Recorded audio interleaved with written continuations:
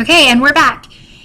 Why do biologists classify organisms? This is from Chapter 1, Section 1 in your textbook.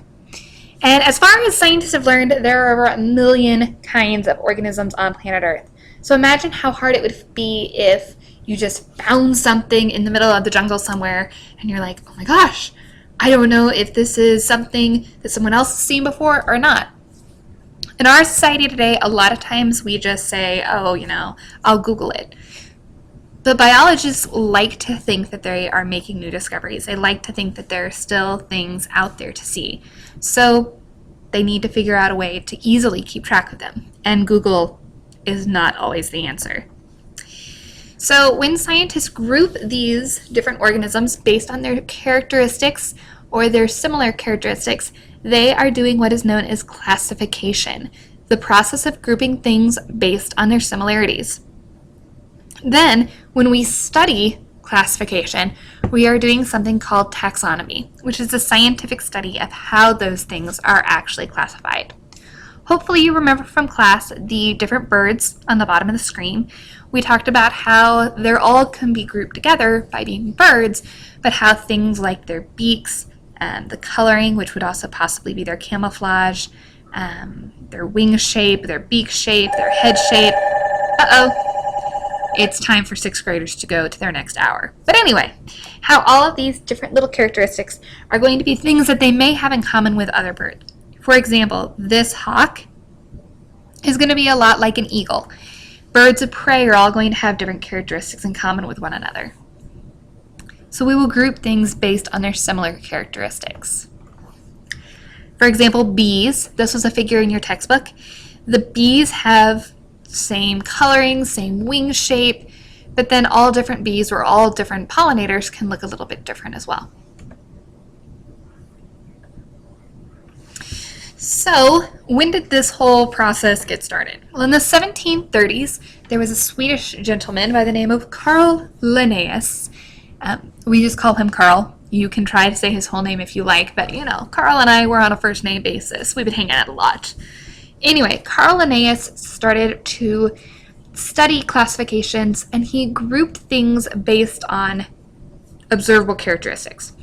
He called their new names binomial nomenclature, which literally means by, to, nomial, name. By, to, nomial, number, nomen, nomenclature system. So their binomial nomenclature is literally their two-named naming system. And the two names are their genus and their species. Genus is going to come first. It's going to be a little bit more general. For example, you could have a Felis, which would be or a Canis, which could be or a Bos, which could be or you can have their species, which would come after, but would also be more specific. So for example, you could have a Felis domesticus, which would be a house cat, or a Canis lupus, which would be a wolf, or a Bos taurus, which would specifically be a bull. So anyway, your species is more specific, your genus is more general, and as you put them together, you have binomial nomenclature. One more special note about a species is a group of similar organisms that can mate and can also have offspring that can mate.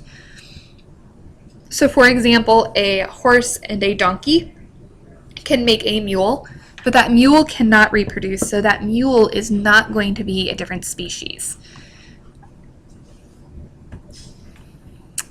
Aristotle, which was a scientist in the Grecian times, was the first person to actually develop a classification system. But if you look at this diagram, which was also in your textbook, do you notice any problems? What happens if you have something like a human that can swim and walk, run, or hop? Aristotle's classification system was great, but it wasn't detailed enough. So as time went on, and as Carl Linnaeus made his developments in binomial nomenclature, he also started to develop the levels of classification. For example, kingdom, phylum, class, order, family, genus, species. Starting with kingdom being very, very broad and species being very, very specific. We've talked in class about a couple ways you can remember this. For example, kids play chicken on freeway get smushed, or kings play chess on finely grained sand, or when in doubt, just march it out. Kingdom, phylum, class, order, family, genus, species. What?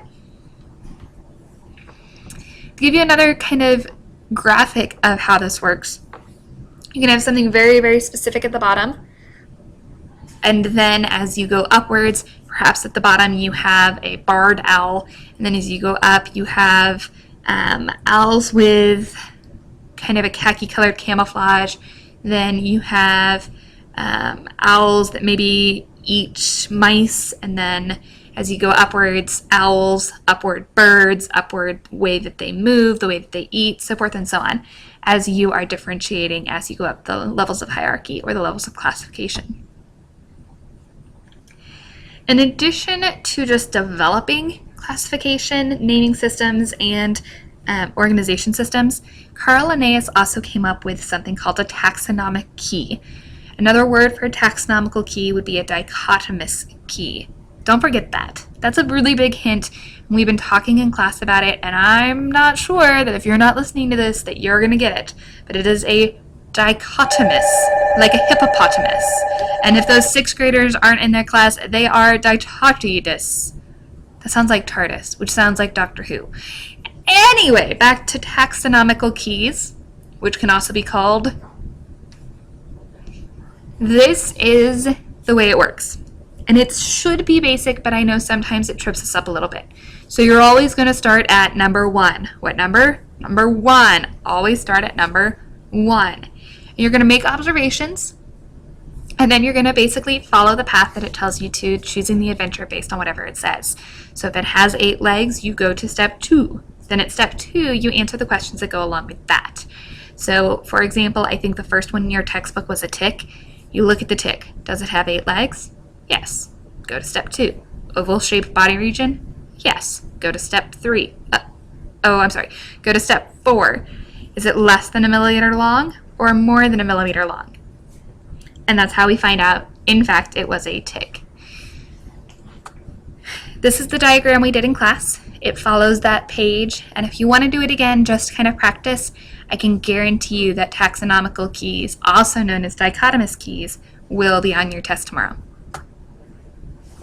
Alrighty, that's all I have for now. Have a good night.